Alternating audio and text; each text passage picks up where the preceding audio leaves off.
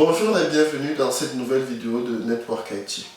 Aujourd'hui, nous allons voir comment mettre en place un VPN SSL avec la solution propriétaire de routeur WatchGuard. Au moment où nous réalisons cette vidéo, nous sommes sous l'effet d'une crise sanitaire sans précédent et beaucoup d'entreprises ont eu besoin d'intervenir rapidement pour mettre en place des solutions de télétravail vis-à-vis de leurs collaborateurs. C'est pour ça que j'ai décidé aujourd'hui de vous présenter cet outil qui est très simple à mettre en place, un VPN SSL WatchGuard. Tout au long de cette vidéo, nous allons vous présenter comment, depuis notre boîtier WatchGuard, nous pourrons donner accès à un VPN sécurisé au réseau de notre entreprise, à tous nos collaborateurs. Dans une première partie, nous allons vous présenter les outils que nous utilisons dans notre labo. Et dans la seconde partie, nous allons nous connecter sur notre boîtier pour pouvoir configurer notre VPN SSL. Et dans la troisième partie, nous irons sur un PC dit client qui sera sous un autre réseau pour nous connecter depuis notre VPN au réseau de notre entreprise. Nous allons donc commencer par nous connecter à notre WatchGuard qui est censé être le routeur qui gère nos connexions d'entreprise. Donc pour se connecter à notre WatchGuard, nous allons nous connecter avec le WatchGuard System Manager. Vous pouvez aussi faire vos configurations depuis la page web de WatchGuard, mais je vous conseille vraiment d'utiliser le WatchGuard System Manager pour vous connecter à votre WatchGuard et faire vos différentes configurations. Donc, une fois que nous sommes connectés à notre WatchGuard, nous allons ouvrir le Policy Manager pour configurer notre VPN SSL.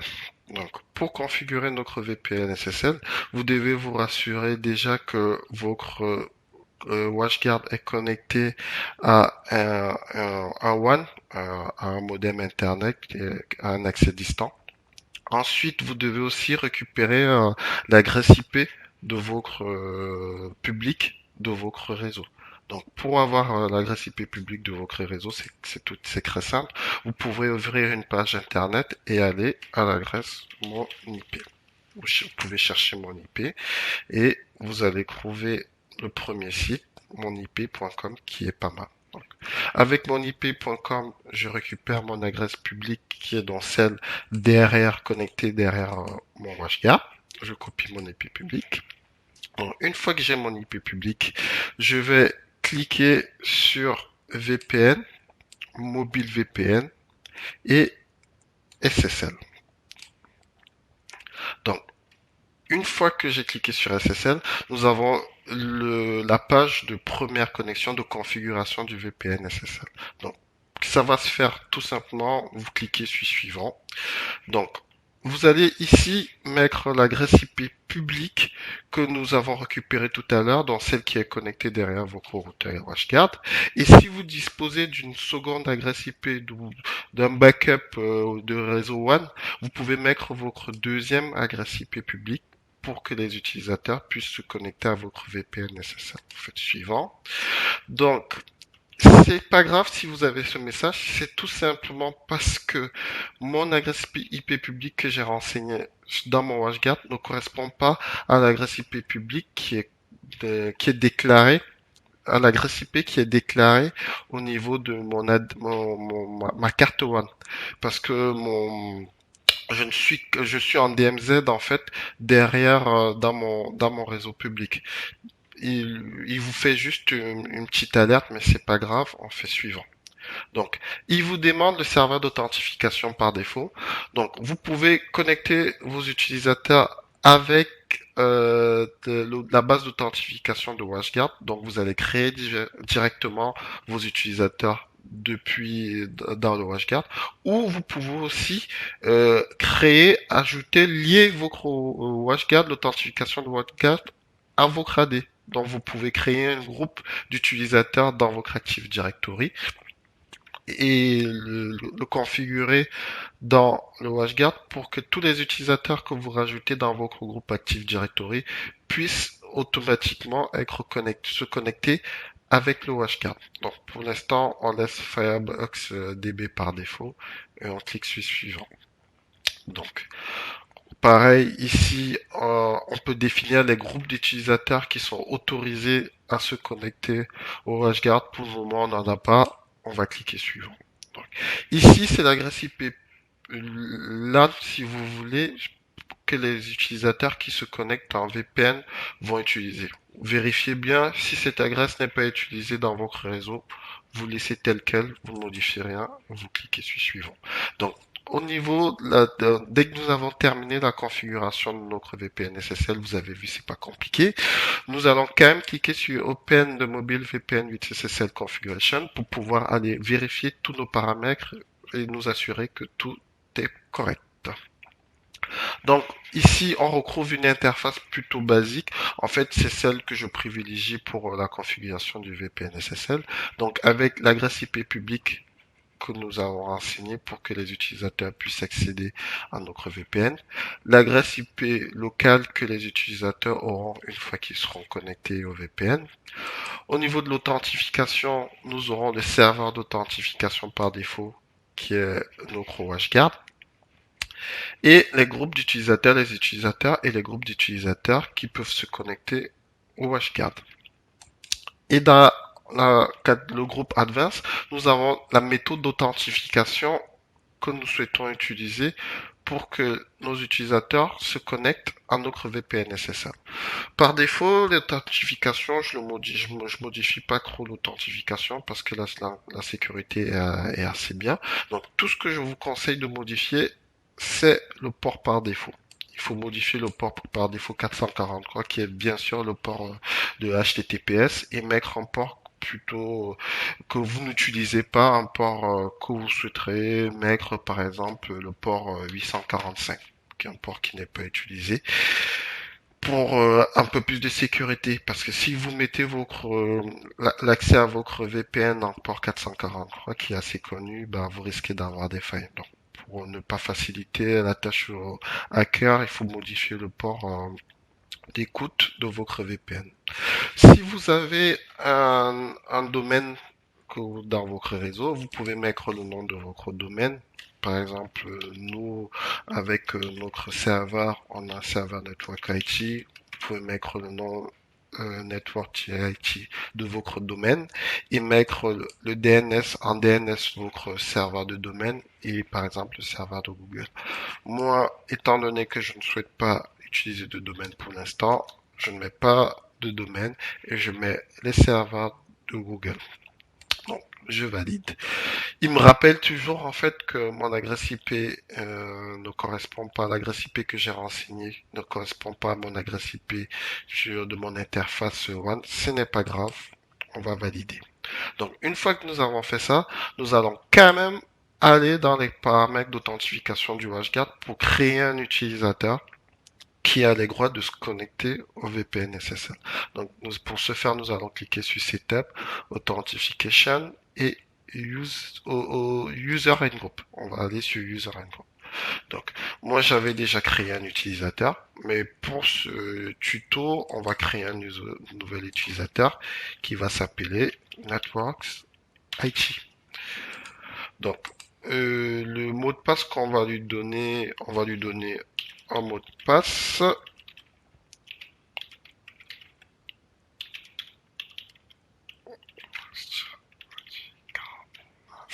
Donc, si vous voulez mettre un time out sur l'utilisation de la session, vous pouvez le configurer. C'est là que vous pouvez le configurer.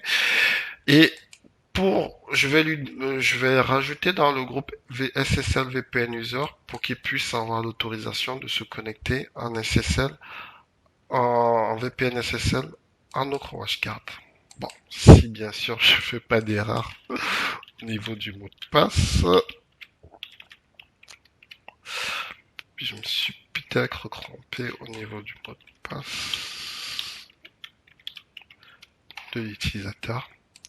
Voilà, c'est bon. Une fois que nous avons fini nos modifications, il faut tout enregistrer. Donc, pour enregistrer, on saisit évidemment le mot de passe admin pour appliquer la configuration sur notre WatchGuard. Et une fois que la configuration est enregistrée, on valide tout. On attend que la configuration soit enregistrée dans notre WatchGuard. Voilà, c'est terminé, notre configuration a bien été enregistrée au niveau de notre WatchGuard. Maintenant que nous avons configuré notre VPN SSL sur notre WatchGuard, nous allons nous connecter depuis un PC que je vais simuler en étant un PC utilisateur qui se connecte depuis un réseau externe. Donc pour ce faire, comme je vous ai dit en présentation de vidéo, nous avons un boîtier 4, une box 4G qui est connecté à un réseau différent qui sera connecté directement depuis le PC. Et donc depuis le PC, nous allons nous connecter sur le VPN que nous avons créé tout à l'heure et voir que nous pourrons accéder aux ressources qui sont sur le réseau dit d'entreprise. Maintenant que nous avons configuré notre accès VPN SSL au niveau entreprise sur notre WatchGuard, nous nous connectons sur le PC client pour pouvoir configurer l'accès au VPN SSL. Pour ce faire, nous allons ouvrir un navigateur Internet. Donc, une fois que le navigateur Internet sera lancé, nous allons taper sur notre navigateur Internet l'adresse IP publique de notre site que nous avons configuré sur notre WatchGuard pour le VPN SSL. Donc, nous allons mettre https l'adresse IP publique de notre réseau d'entreprise, le port que nous avons configuré sur notre WatchGuard pour le VPN SSL, que est le port 845. Nous validons. Ensuite, nous arrivons à la page de connexion de notre WatchGuard et il faudra saisir l'utilisateur que vous venez de créer pour pouvoir accéder au VPN SSL. Nous allons saisir le couple identifiant et mot de passe et nous connecter. Une fois que nous sommes connectés à notre VPN SSL Mobile VPN, notre page web Mobile VPN SSL, nous avons trois choix. Vous pouvez télécharger l'exécutable pour Windows, vous disposez aussi de l'exécutable pour Mac, mais vous avez aussi le fichier de configuration si vous avez OpenVPN installé sur votre PC. Nous allons choisir de télécharger le fichier pour Windows. Donc, nous allons utiliser l'outil mobile VPN SSL de WatchGuard directement pour pouvoir nous connecter en VPN sur notre réseau d'entreprise. Une fois que le téléchargement de notre application mobile VPN va être effectif sur notre PC, nous allons lancer l'exécution et l'installation du logiciel mobile VPN sur notre PC. Et en installant, vous pouvez choisir ou pas d'activer, de créer un raccourci sur votre bureau, sur le bureau de l'utilisateur. Donc, nous attendons la fin de l'installation. Une fois l'installation terminée, nous allons ouvrir l'application. Donc, une fois que l'application est ouverte, dans la partie serveur, vous devez réinscrire l'adresse IP publique et le port de votre réseau et le nom d'utilisateur et le mot de passe utilisateur pour vous connecter au VPN SSL.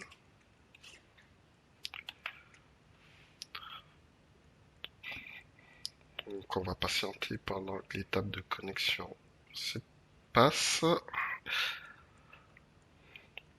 Une fois que l'étape de connexion va être terminée, nous allons remarquer que nous aurons la notification pour nous dire que nous sommes connectés au VPN SSL.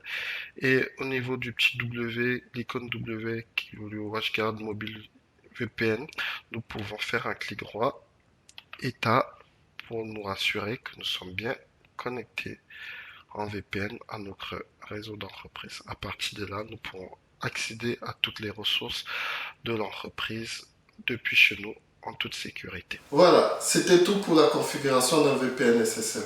Si cette vidéo vous a plu, n'hésitez pas à nous mettre un pouce bleu, partagez sur les différents réseaux sociaux cette vidéo et surtout, n'hésitez pas d'aller voir les différentes vidéos que nous avons sur notre chaîne YouTube Network IT, d'aller aussi visiter notre site web Network IT où vous pouvez trouver d'autres contenus écrits par moi ou l'un de mes collègues. Donc, n'hésitez pas de revenir vers nous en commentaire si vous avez des questions. D'ici là, à une prochaine sur Network IT.